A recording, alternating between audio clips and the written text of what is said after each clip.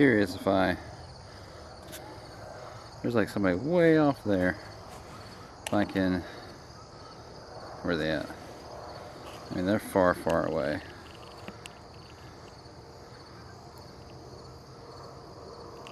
So it'd be interesting.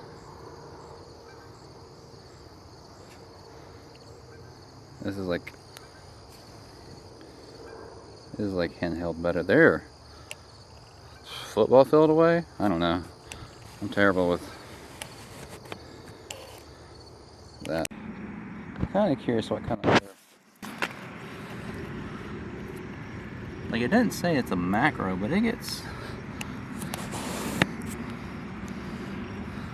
You can get fairly close. And that's at f6.3.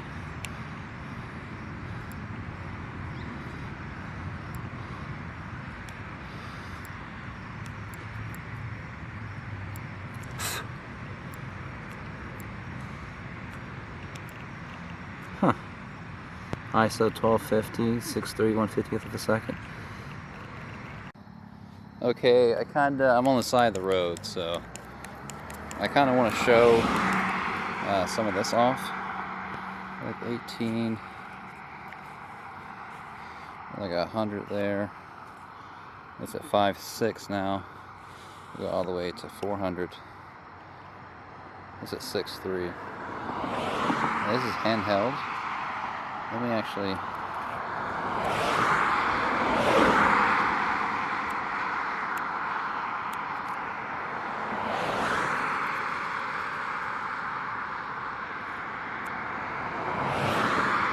.250 ISO, f6.3, 1/50th of a second. Trying to handhold this. Obviously, it'll be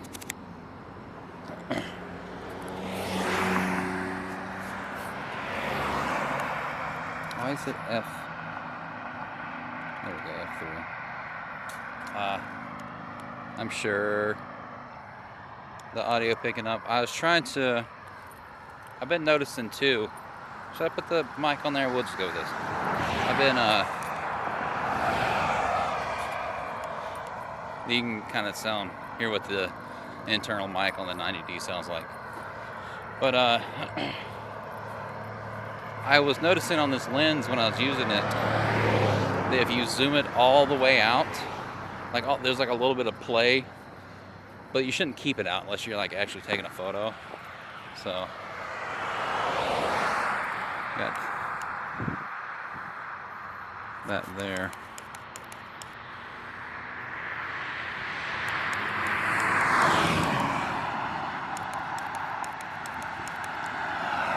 But like, unless you're taking the photo, you shouldn't technically keep it like all the way zoomed out. So that's an issue that I noticed. Is it like when it's all the way out, you can kind of like wiggle it some.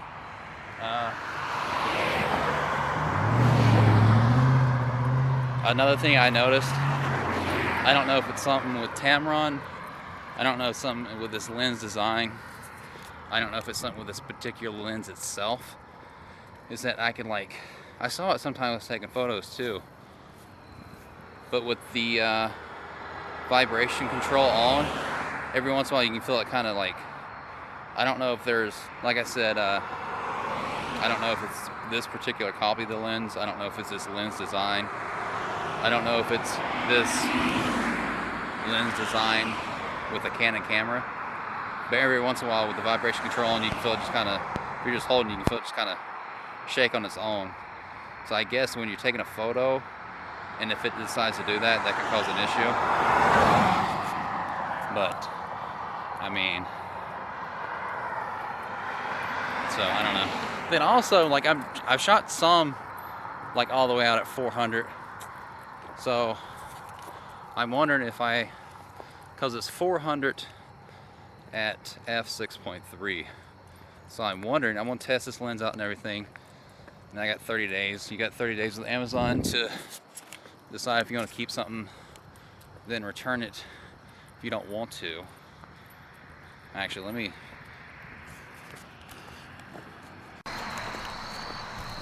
So let's give this a test. Well, it's auto ISO as well.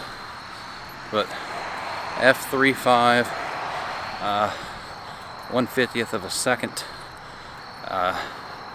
Walking through some neighborhoods here, so there's going to be some light in the well, it's blue hour, so the sun is set, but it's not completely like dark out yet.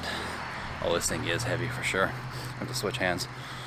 But what I was getting at earlier is with Amazon, you have your like 30-day return policy, so you could like try a product, try a lens, figure out whether you like it or not, whether you want to use it. If you don't, you can return it, either get your money back, or I think initially they'll try to just give you like a gift card, almost like a store credit type thing, so you could use that, because I think that's almost like quick and instant once the item has been returned, which is it's getting easier now because you don't have to like mail it back. Like for me, there's like a Kohl's near me that accepts Amazon returns, so I can just take it to the Kohl's. They have like a little booth. I think it's Kohl's. They have like a little booth in there that's an Amazon returns booth. You just give them the item and they scan like the QR code that the Amazon like emails you or whatever. Then once it's like processed, you get the credit back, or you get your money back on your card. So I'm gonna test this lens, see if I like it or not over the next 30 days. Figure if there's any issues, figure out if it's this particular copy of the lens, since it's a renewed version, or just the lens design in general. Because I was wanting it because it was like an ultra zoom, like a one lens, one camera walk around lens. Pretty good. But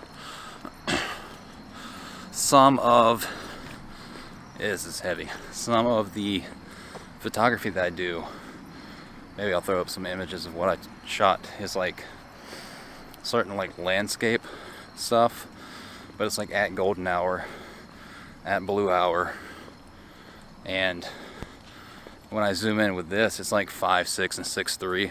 I think it's like 5.6 up to like 200. And then past that it goes to 6.3. So if you're just using this like for like wildlife stuff, like during the day, it's great. But when you start doing more low light stuff, since it's like a f6.3 on the long end, it falls apart.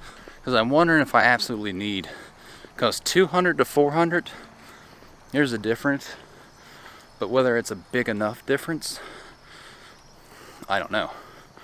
So at that point, if I decide this lens isn't worth the, I think it goes for like $650 on Amazon, and I snagged this like renewed version for like $525. So I say it was like $125. So I'm like, it'd be worth it to, because I usually almost always buy new, because I don't want to have to deal with possible defects of a used lens. But I figured 125 was enough to chance it. I do want to do like an official test of this, like downtown, taking photos and stuff. But this is like a decent first use or something like that, I guess we can call it. But yeah. So I think with this lens, if you're doing like wildlife photography, birds, you do animals at the zoo, maybe sports stuff, but it's like all out in the sun, like midday like outside stuff, with it being a slower lens, especially on the long side, I think you're fine. But if you're doing like inside sports or stuff like dusk or dawn or whatever, and you need it, the long end is going to be dark with the 6.3.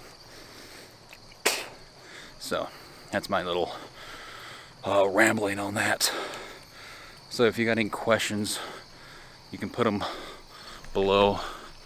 Maybe I'll have figured out more by the time this video goes up. But yeah, like I said, I'm gonna play with this for the next 20 or 30 days. Decide if I want to keep it. Decide if I maybe want to return it, put the money towards that full frame 7200. Yeah, I don't know, we'll see. Also, I got that, I bought a whole bunch of stuff at the same time, but I got for my mirrorless M6 II, I got that wide angle 11 to 22 lens, so I'll be testing it out the next couple weeks as well. But yeah, I think that should be it. Like I said, you got any questions, ask them below. Maybe I'll know them, maybe I don't know. But you can, if you like this, and give me a like. If you really like it, you can subscribe. And that's it. All right, later.